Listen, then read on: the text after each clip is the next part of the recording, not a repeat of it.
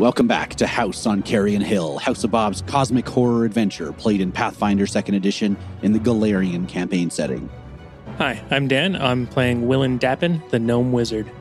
Hi, I'm Janette. I'm playing Bimpkin, the long snout rat oracle. Hey, I'm Shubert. I am playing Knib-Knub, the razor-tooth goblin fighter.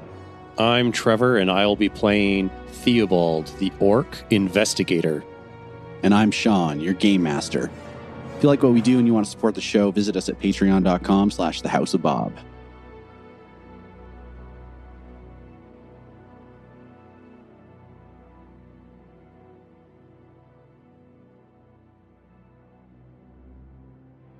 Last time on House on Carrion Hill, Knib-Knub, Bimpkin, Willen, and Theobald's descent into the dark depths beneath Carrion Hill displays some of the forgotten history of the city and the many civilizations that have warred over its control. They found the remnants of a long-lost altar atop a mound of bones and met with a ghoulish danger. And now Theobald finds himself on the brink of death. Theobald, you are currently dying 2 because it's the second time you've gone unconscious in this combat. Oof. If you get to dying 4, we wave goodbye to the orcish investigator we all come to know and love. It is currently Bimpkin's turn. Bimpkin, ratfolk oracle, friendly toy lover, Neighborhood mouse. neighborhood mouse rat guy. What do you do? Well, I think most importantly, we should remind... Oh, no, wait. It didn't actually happen last episode. It happened before we started recording. But I did roll to see what my ancestor was asking of me, or what their preferred action was. And I rolled a 3, which is spell casting. So I can actually cast a spell, and I would like to attempt to heal Theobald. Are you doing a 1 action, 2 action, or 3 action heal? How is everybody else feeling? I am pretty hurt. I'm okay. Knib-Knub is at 30 out of 71. I'm just worried about the guy lying down on the ground. So I will do a 3 action, Okay. which is a 30-foot range, and everybody's targeted. All living and undead within 30 feet. Wait. All right. What? Well, undead would be hurt. Potentially. Mhm. Oh, okay. Yes. I was like, don't heal them, please. All right. 4. For 4. And the save, just for my personal edification, is a fortitude save, right? Yes. Okay. That means Theobald heals 4 hit points, is no longer unconscious. Woo! And is wounded 2. And everybody gains how many hit points? 4. 4. With Theobald being wounded 2, this means next time he goes unconscious, he automatically goes to dying 3. How do you not do that? Do you need like a long rest or something? Yeah, I think so.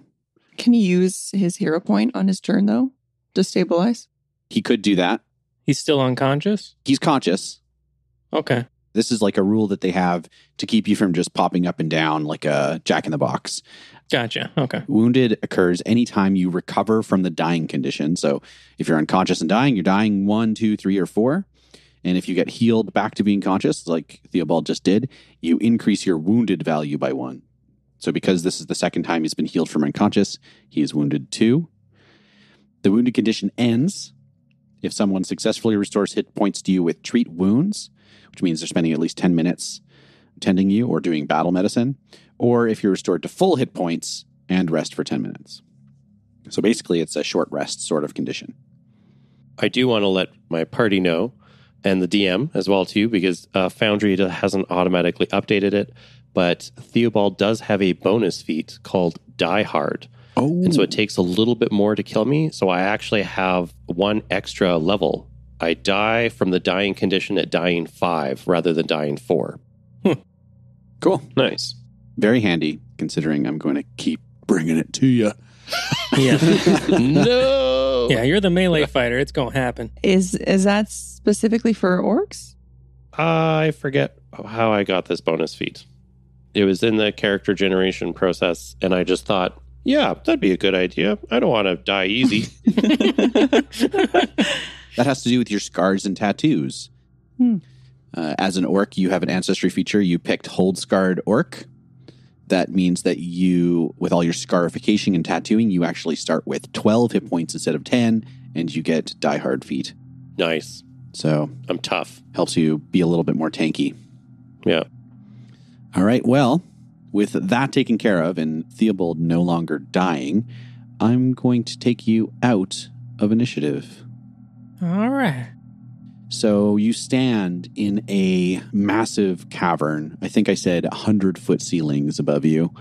A massive mound of loose stone, fungus, and bones sits beside you. From that, 3 twisted, black, barren trees rise up around this altar. I would like to check out these trees. So you see that they're twisting up towards the ceiling. Branches sort of look like they're creepy hands grasping for the rock above. Some stalagmites grow around them as where water had dripped over the past aeons. If you would like to roll a nature check, I might be able to tell you more. We've got a +8 for that. 15. They definitely don't seem very natural. And you think that the environment that they're in was probably never conducive to them growing to such a size. There must have been something strange going on that has fueled their growth to this point. Whether they're alive or dead now, you're not sure. This place is very unnatural. It's very creepy. Yeah, can we, leave? This place is... this is gross, even for me.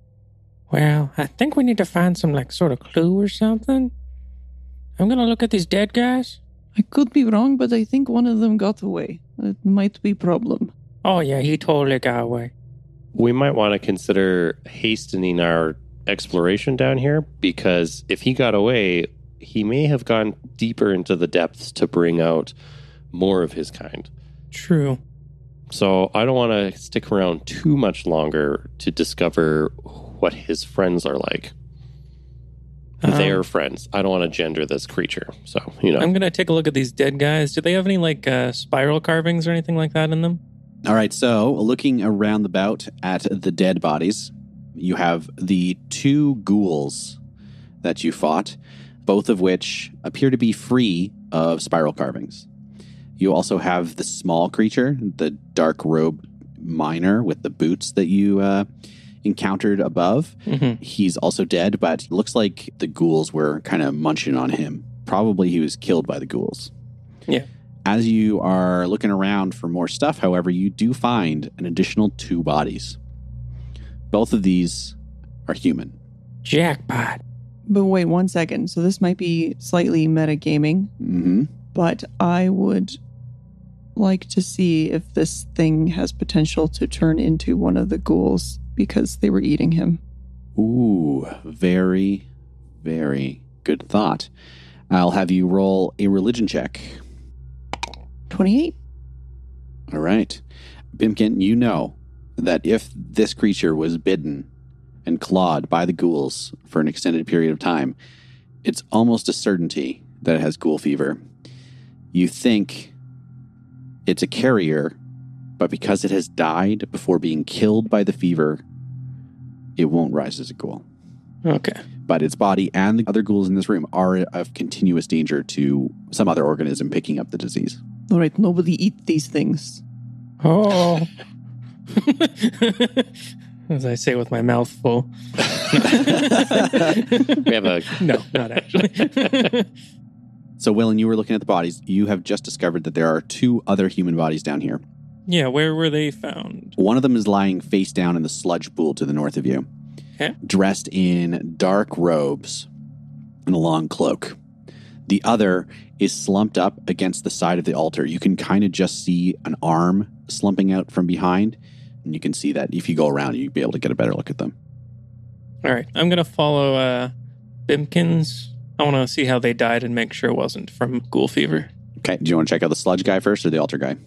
I'll go with altar guy. Okay. I'll check out the sludge guy and activate my pursue elite. Okay. What am I rolling for? You know what? I'm going to do Theobald first because the sludge is further away from the next thing I'm going to talk about. So, Theobald, you come up to this body. You manage to, fish it over from the sludge. You pull it up onto the bank. You see it's dressed in dark, heavy robes with a dark cloak on it. The cloak seems to be pretty well made. The rest of the robes almost seem ragged. The body is strangely light, despite being a normal-sized human and being soaking wet. You can tell that the person was sort of hunchbacked. Maybe they had some sort of, deformity or something like that. And as you pull back the hood, you see a twisted and emaciated face that's just bleach white and covered in deep incisions like little circular bites or cuts. Gross. Like teeth marks? Maybe. Okay. Willen, you get up to the altar and you can see that engraved on the altar are all sorts of strange symbols, including multiple spirals. Oh, boy. You get around to the other side, and there is another man slumped there, dead against the altar. You see similarly dark robes, kind of ragged looking, muddy and dirty around the knees and lower legs. Also, strangely desanguinated. His body twisted like a rag. You pull back the hood and you see these thick, like Coke bottle seeing goggles. His face also pale and white and covered in these deep incisions like circular cuts or bites. In addition, you can see that the ghouls have been gnawing on this body. All right.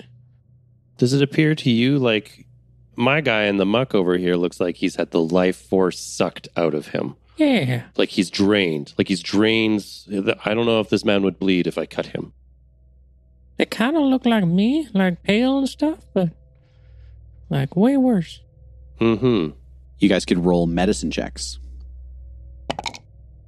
So I rolled a 1, so I got 13.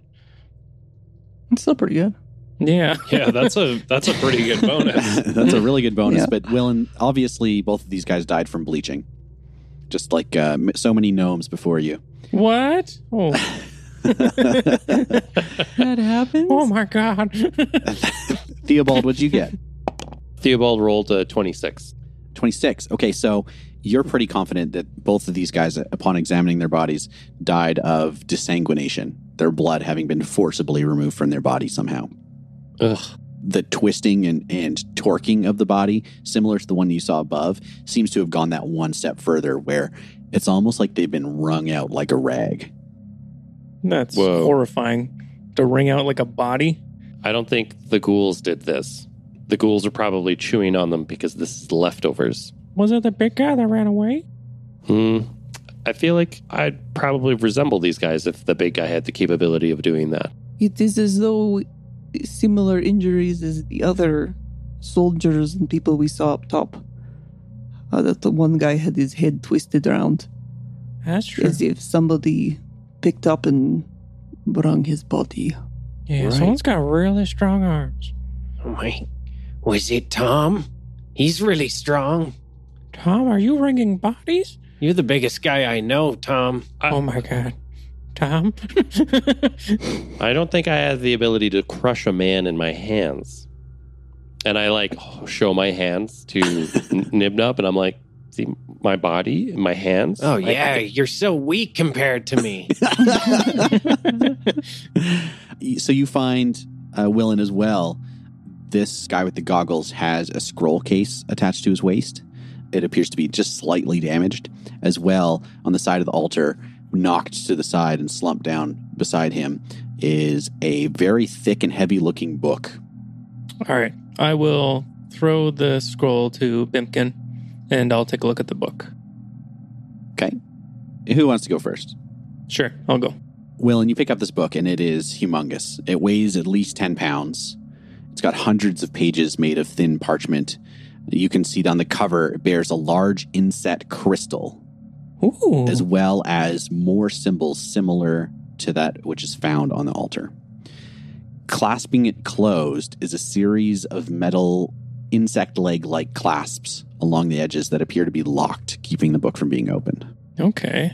I can't open it? I mean, you'll have to find a way to open it. Gotcha. definitely appears mechanical. All right. Well, first I'm just going to do a little detect magic on it. Okay. And you can get that for like a bunch of items around you, right? Yeah, I send out a pulse that registers the presence of magic. Okay. I receive no information beyond the presence, though. All right. So, yes, there is absolutely magic around here. Okay. From just the book or other places? I think you actually have to cast it at a higher level. Yeah, it seems like I only detect that there is magic in the area. So in 30-foot animation, you know that there's magic or not. At the level you're at, you know that you learn the School of Magic for the highest level effect within range. So the School of Magic for the highest level effect within 30 feet of you is Conjuration. Interesting. All right. What does that spell do that you're detecting? The School of Conjuration? Yeah. To like conjure something, to bring something forth. Mm.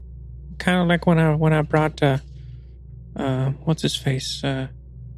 Daywalker? When I brought Daywalker to life? It's kind of like that. Oh. All right, I'm going to attempt to open the book. I don't know how I would do that, but I'm going to try to figure out the mechanism to unlock it. Okay. Give me a thievery check. Hey! That's almost as good as I could have got. I rolled a 21. And it does not open. Well, shit. This book is useless. I hurl it into the pond. All right. Theobald picks it up out of the pond? I hurl it towards Theobald. Okay. I would like to open the eye of the Arcane Lords, my third eye, Okay. and investigate this peculiar-looking book. You basically get the same information. You detect that there is magic and that is of the Conjuration School. Mm-hmm. Can I open the book? Yeah, you any good at thieving? Try thievery. I got 16 on my roll. Guys, just give me the freaking book so I can bite it open already. You can't even read. So? I'm just tired of watching you guys fumble around with this stupid book. I want to leave. You know? Yeah. Theobald walks over and gives the book to old Chompy McChomperson over here. All right. Be careful with it.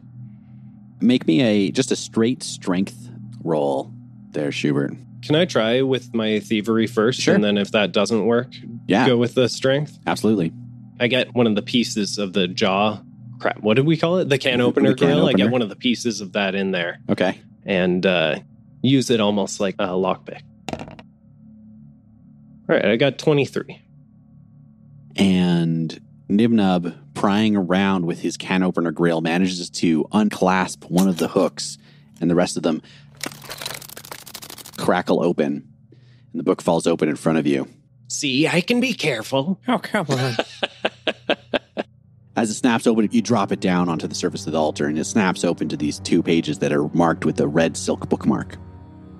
Pages both bear neat and tidy writing and notes in a language that you don't understand, as well as calculations and diagrams. There are notes in the margin in another, more spidery handwriting. At the head of the page on the right is a diagram of a wide oval spilling forth with a massive swarm of snake-like squiggles. Maybe we could look at the book, later when there's not guys coming after us. Yeah, that's not a bad idea. I feel like the 2 fellows here may have conjured something. These little black squiggles may be whatever caused these round, odd little suction marks or like cuts on their faces. And it was these squiggles that drained our compatriots of their blood. Oh, like leeches? Yeah, maybe like leeches. I don't know. How would you summon leeches? I'm spitballing here. I don't know if we should bring this book up if that is possible. It sounds pretty dangerous. I am afraid of leeches. I don't know if I want to leave the book here, though. I can't get any paler. Willen, make an Arcana check about the book. Sure. 26. All right, so taking a look at it and flipping through some of the pages, you can tell that this is some sort of spell book. And the contents within, you can tell, are a lot of spells that have symbols that you would associate with the Conjuration School, summoning, or transporting or different abilities like that. But because it's in a language that you're not familiar with, you're not able to really figure out what those specific spells are or what the rest of the content of the book is. All right. I think we need to take it regardless because I can't decipher any of this. But if we can find someone who can, we might be able to figure out what they were doing. But you are a wizard. I am wizard. Wait, you can't read either? Oh, I can read. Just not whatever this scribbly garbage is. I don't think there's another wizard in town. I have not seen one. They don't have a town wizard? Are we able to identify the language? None of us speak it, but might we be able to be like, oh, this looks like Dwarvish, and I just can't read Dwarvish? It's a good question. Make a society check. Let me see too. Theobald rolled a 12. I got a 27. Nice.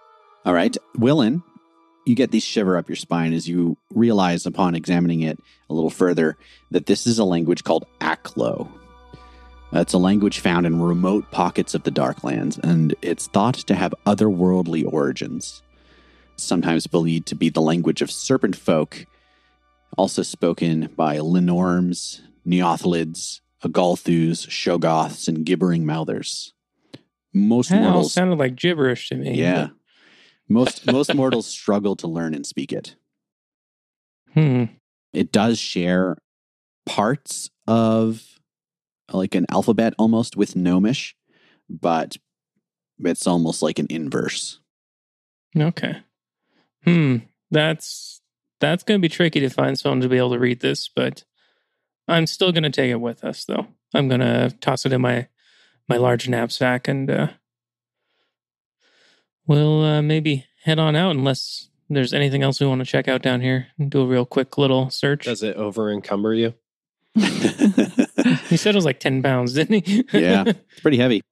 I'm kind of curious about these. So the two dead guys, are their cloaks similar to the cloaks that the little guys with big noses were wearing? Or are they wearing because they're both black cloaks, right, with hoods? The one that was in the water has a pretty well-made cloak. The other guy just had a scroll case on him. Okay, so they're different. Yeah. Oh, yeah, that scroll. Scroll, yeah. I would also like to identify that scroll, if I can. Okay. It's going to take you a little while to identify it, but I'm going to get you to roll an Arcana, Occult, Nature, or Religion check. 16. It is an item called an Occult Scroll Case of Simplicity. This often bears adornments appropriate to the magical tradition. This one has runic diagrams of various eldritch creatures. You can place a scroll within the case to convert its energy to cast a consistently useful spell depending on the type of scroll case. Because this is an occult spell, you can put any scroll inside in order to consume its power to cast Illusory Disguise or Soothe. What's Soothe do? Soothe is a mind-affecting effect, boosting the mental defenses and healing wounds. It allows you to gain 1d10 plus 4 hit points when you cast the spell, and you get a plus 2 status bonus against mental effects for the duration. That's cool. I thought it was going to be a lot more sinister than that, so the spells we'd be able to cast with it, and that actually sounds useful. I'm guessing the disguise one is I can disguise myself. Illusory Disguise, yeah. Sweet. Allows you to appear as another creature of the same body shape with roughly similar height, within 6 inches, and weight within 50 pounds as yourself. It's typically good enough to hide your identity, but not to impersonate a specific person. It doesn't change your voice, scent, or mannerisms. Neat. Very cool. So, I'm all for leaving the ghouls down here, but should we take up these humans? Maybe someone be able to identify them, or I don't know. I almost have the idea of taking the cloak, because if the cloak is well made, it likely was recently acquired by this man who's also wearing rags. We might be able to impersonate a person, or all three of you. None of us are human. I mean, with the cloak, you just throw it over your head. Okay. Here's an idea. Right. Bimpkin's all got three of you that stand new on your scroll. shoulders. Bimpkin can disguise himself as this dude and put on the cloak. Boom, there you have it. Sorry, you know what? I have additional information for you about the scroll case. No, I'm good. Wonderful. I like the original description. Yeah. No, it's good. It actually has 2 scrolls inside it right now. Oh.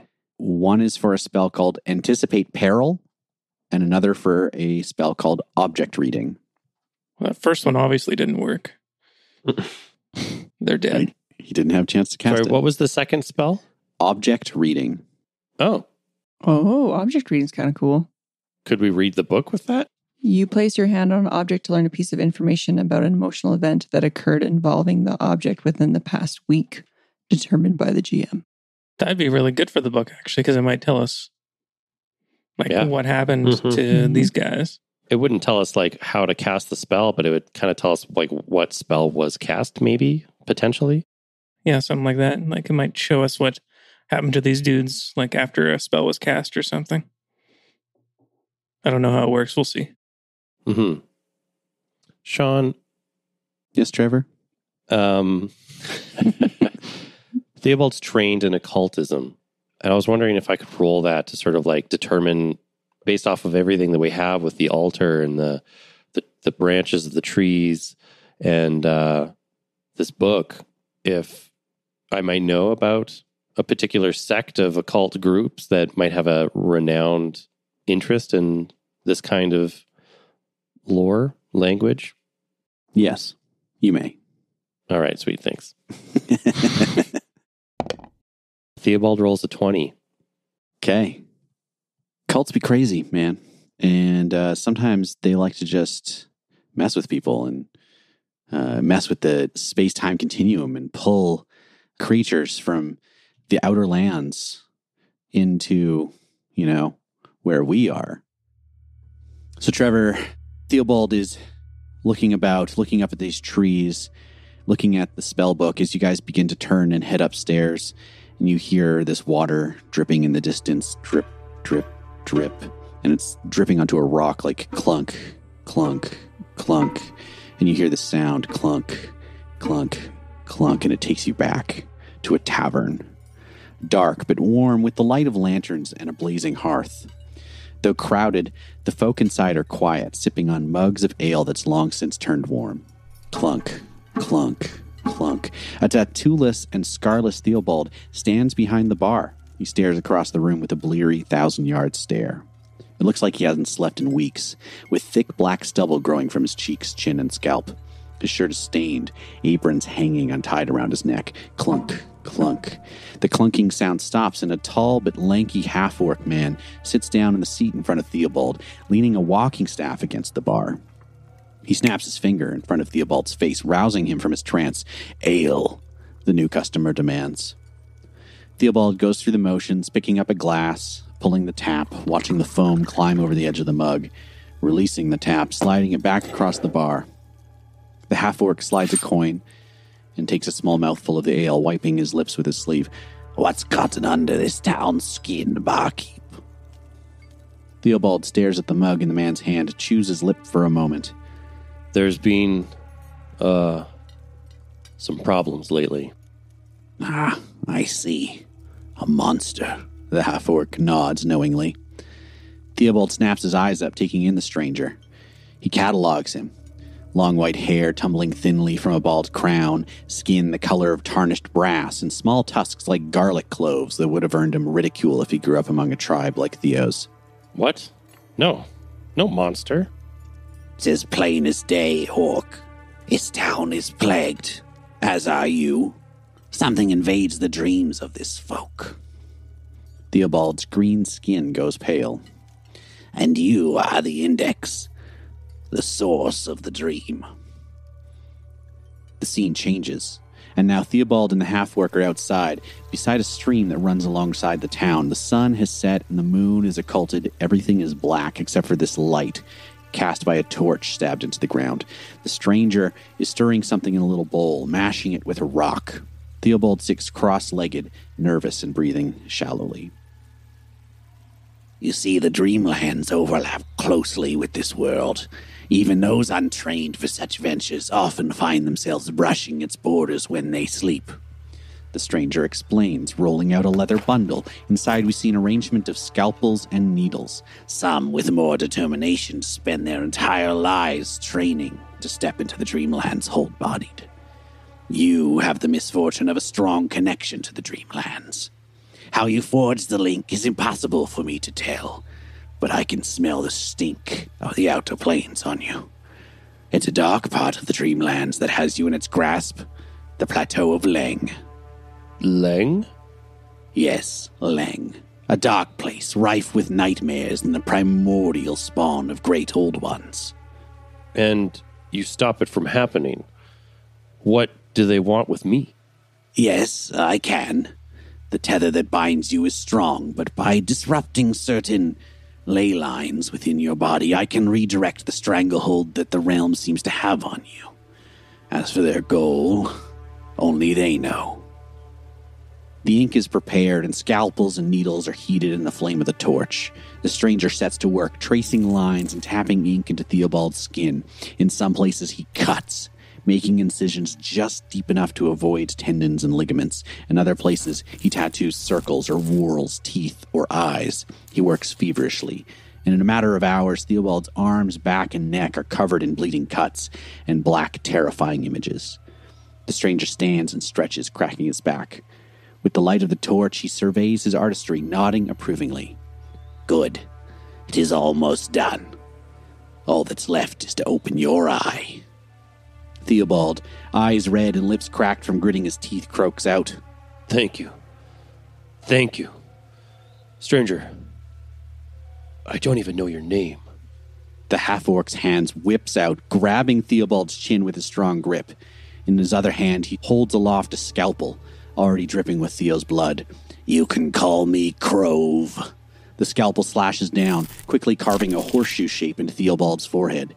Theo cries out in pain, unable to wrench his face away from Crove's grip. Crove begins to mutter and chant, his voice growing louder with each syllable until it's a roaring scream. I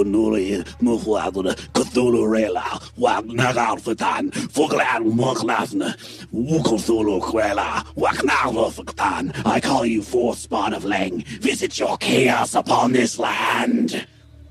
Theo's screams are frantic and agonizing. We see the torch flickering sputter out. In the darkness, we can see nothing, but all we can do is listen to screaming, to chanting, to the sound of something huge and wet dragging itself along the ground, the click of too many teeth. Suddenly, everything is blue, and we see Crove standing, arms spread wide, his walking staff held aloft. Before him is a lattice of triangles of light shimmering and dancing, encapsulating a twisting mass of pink flesh. Crove smiles sinisterly, the blue light reflecting in his dark eyes. Today was my lucky day. And by the time Theobald snaps himself from his reverie, you are back on the street. The rain stopped, and you can see the streets are a little bit busier. People are moving to and fro. Large crowds are forming. They seem upset, arguing with the guards even. It seems like people are coming out of their homes, trying to figure out what to do next. Just like you guys. What are you going to do next? What time is it? I think Theo needs a drink and to heal, regardless of the time. Yeah, I'm just curious. Like, is this morning or something? Are people just coming out from the night? You guys got up this morning. Bimpkin led you on a pantsless chase through the streets. Yeah. The building collapsed. You went back. You rescued Sarah from a murderous, crazed madman. You were then summoned to the mayor's house, walked across town again, went underground, fought some ghouls. It's late. It's definitely late evening. And there's crowds of people coming out? And now there's crowds of people. They finally emerged in their homes after this tumultuous attack where they were hidden and clutching themselves in their homes would be safe. But now you can see that there's groups of people arguing with the guards. We need supplies. We need something. You can't just, hide us from the truth. What's going on? The guards are, we don't know nothing. We're just here to keep you safe. Please stay inside your homes and everything will be fine. Well, looks like everything is under control here. Yep, not our problem. All right, maybe we head back to the inn? Yes. Mm-hmm. All right. Or unless there's somewhere where we can heal up Like a clinic? You could go to the ossuary church with the priests of Pharasma and could potentially elicit some healing from them. I don't know. I don't know if we should show them the book or not, but definitely we could use some healing from them. I could use a long rest. I kind of blew my wad on all those spells. Gross choice of language. Yeah, let's go to the church. I can't sleep at a church. Yes, I was thinking same thing. I also heard you say blue wad. High five. Blowing wads. No, it's not. Oh, too bad. Maybe later. All right, so the tavern, the 5-ton Matic, or the church? Where do you want to go? I guess we can do the church first and then go to the tavern. Okay. Yeah, let's go to the church first and then rest at the tavern. You make your way to the ossuary church. You can see a large crowd of people have gathered outside of this place as well in the big square in between Crown Manor and the church. The guards are trying to keep people from just rushing through the gates. You can tell the people are like, the fortress, that's the manor. It's got to be the safest place in town. You know, it's got the big walls, it's got the gates. Like, that's where we should be. You can see the guard has been doubled at the gate and they're trying to keep people back. And across at the church, the priests are welcoming people in. Yes, this is a safe place. Come on in. We'll take care of everyone. You walk up to the steps in front of the cathedral and one of the priests steps forward. He's got a close-cropped hair, his priestly purple robes, got a large holy symbol with a spiral on it on his chest. With a spiral? Yes, this spiral is in the clockwise direction, whereas the spirals you've been seeing are anti-clockwise. I mean, If you turn the necklace Like- around, though. yeah, exactly. That's totally what I was thinking. Get him.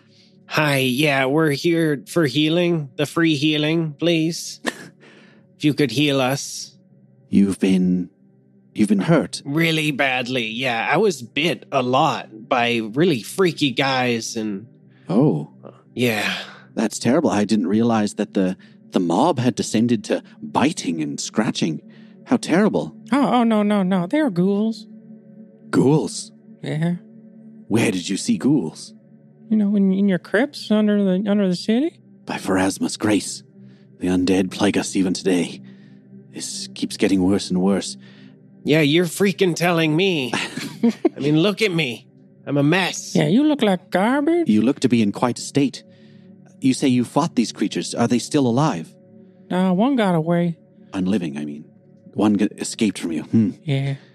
Come in, you'll have to tell us all about it. And as you're telling the story, he lets you know that, Pharasma's church is vehemently anti-undead. Many of their paladins and war priests specifically go out hunting undead and necromancers. And so the fact that you guys have fought some ghouls today has earned you some favor with them for sure. Heck yeah. He has a couple spell slots he can use on you guys. So I can do this one of two ways. I can heal 2d8 5 times for everybody. Or I can heal somebody specifically and get 2d8 plus 16. I don't need healing. I'm okay. Don't? Me neither. I'm very sufficient at taking care of myself. Yeah. All right. I'm like way better than these two. So. Yeah, it's just two of us, yeah. All right, so... Yeah, I'm at half health, and Theobald's at no health. Okay, Yeah. so we'll do Theobald, 19, Nice. Knib-Knub, 26. Nice. Do we need some more? Yes. Theobald, 23. Yeah, so I'm at about 2/3 now. I could probably take care of it the rest myself. I mean, well, if too. these guys are giving out free healing, I'll take more. 24 for Knib-Knub. That takes me to top. Yeah, I mean, if they could afford to give me another heal, I'm not going to say no. This is the last I got room one. for it. Okay. 23. Beautiful. How many undead did you kill today, Mr. Priest guy? Alas, I have been on altar duty, so I've been here, and there have been no undead, fortunately.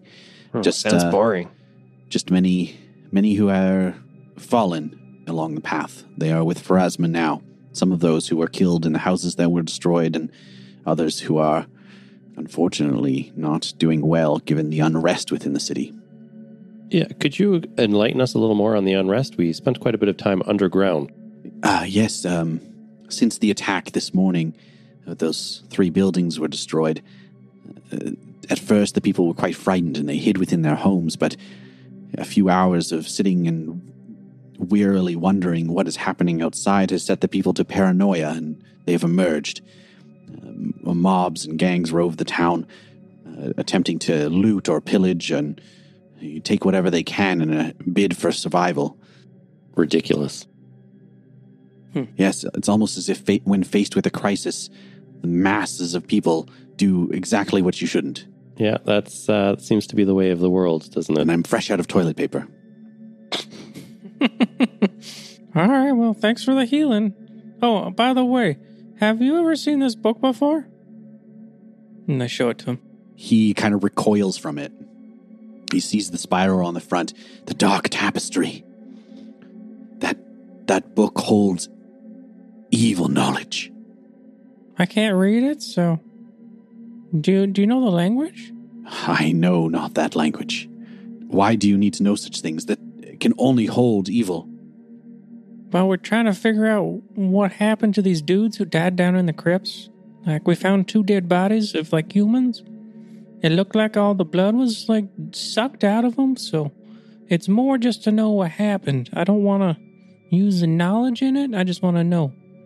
If you are using this aim to attempt to push back the forces of darkness and those beyond the dark tapestry, Pharasma's most mortal enemies, I will help you. That is what we're aiming to do. Oh, heck yeah, let's do it. The only ones that I know who could potentially decipher the language within there are 2 old guardsmen. They were investigators for various numbers of dark doings within the town when they were in their heyday. Berkeley and Critchfield. They have an apartment down the way. And he points down the hill. I'll give you directions. They live together? Yes, they do. Neat. It's a high-density city. Lots of people live together. Fair enough. Convenient. Yes, but 2 co-workers? That was what threw me off. Some consider them best friends. Oh, okay. Ah, well, why did you not say so? This is very different. Yeah. It's more than co-workers. My apologies. All right, well, we'll hit them up. Also, are you aware that there are crypts underneath your town? Unfortunately, the city is built on millennia's worth of civilizations. We have no way of knowing how deep it goes. And me and the rest of the church, we are here as an attempt to be a stopgap against ancient evils such as what you seem to be fighting. It seems like a terrible place to build a town. Well, it's also a strategically important place to build a town right on the Kingfisher River here. It controls much of the trade that goes up and down. If we didn't have this important waterway, the principality would not survive against its enemies. And through the millennia, it's been considered important by many other civilizations that once owned this land. All right, that makes sense. Okay, I think we're good. Everyone Yes. want to leave? Yeah. Dodged an exposition bullet there. Yeah, thank you for the healing. Well, see you later. All right, you turn and leave the church. Where to now? Just a quick technical question. I'm back at full health. Do I still retain those wound points? No, that is gone now because you have had the time to recover and you're at full. Nice. All right. Do we want to hit up these guardsmen, or do we want to head back to the tavern and then hit them up after a rest? It is pretty late now. I feel Yeah. like if we were being realistic to our characters, we'd be like insanely exhausted and just want to go to sleep. Yeah, I'm cool with that. Mhm. I was gonna push for that regardless. So Yeah, I think it's time for us to go to bed and spend one more night at the 1-ton Matic. yep, and have real sweet dreams, right, guys? Yeah, all of us. Yeah. So you head back to the 5-ton Matic. Sarah Brindley is similarly exhausted, and you can see that her door is shut. You guys head up to your rooms, tuck yourselves into bed, and find your sleep. Well, while you manage to sleep the night, you're all plagued by terrible dreams of clutching tentacles and black mud dragging you down. Old adversaries or friends encountering you and wondering what's going to come next. We'll have to find out in 2 weeks. Thanks for listening once again to the House on Carrion Hill. If you want to support House of Bob, make sure that we get as many listeners as possible and as much of that sweet, sweet Patreon money, you can do the following things. Give us a 5-star rating on Apple Podcasts. It's not iTunes anymore, I heard. It's Apple Podcasts now. Find us on social media. We're at the House of Bob on pretty much everything. Join the Discord. Come chat with us and other listeners. We've got lots of cool stuff going on and good discussions about RPGs, discussions about video games, and some talks about mature subject matter like taxes. And wood. Support us on Patreon. $5 a month gets you access to a whole bunch of extra shows, director's commentary, and one-shots that you'll love. And thank you to those who already support us on Patreon. Ben, Connor, Pedrick, Brandon, Ron, Team Eamon, Pavel, Christine, Tom, Elias, or is it Elias? I think it's Elias. Thank you, Elias, Mark, Mary, Jessica, Ray, Scooter, Tyler, Josh, Keith, Bluckett12, Tom, Jessica, Kieran, Mike, Luke, and Volt. You guys are amazing. Artwork for this episode is by me, Shaun Makes, at Shaun Makes on Instagram and Twitter. Audio production and sound design was by Alex at Astronomic Audio, and music for this episode was created by Mike Hammock. Roll on.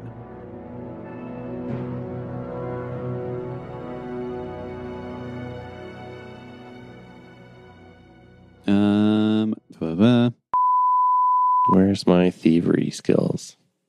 Oh, that's not bad. Oh, it's worse.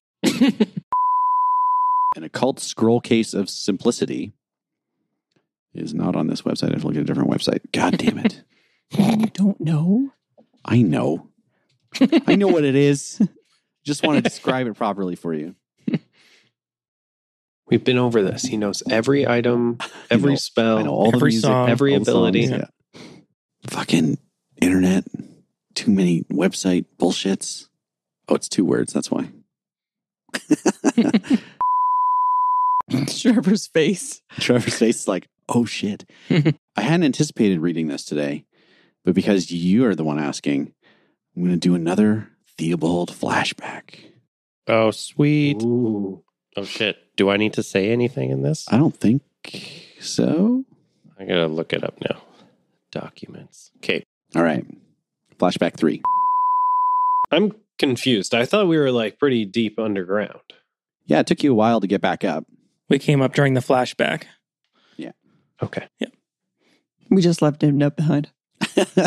Yeah. No one told him to leave. Guessing Trevor is the most hurt.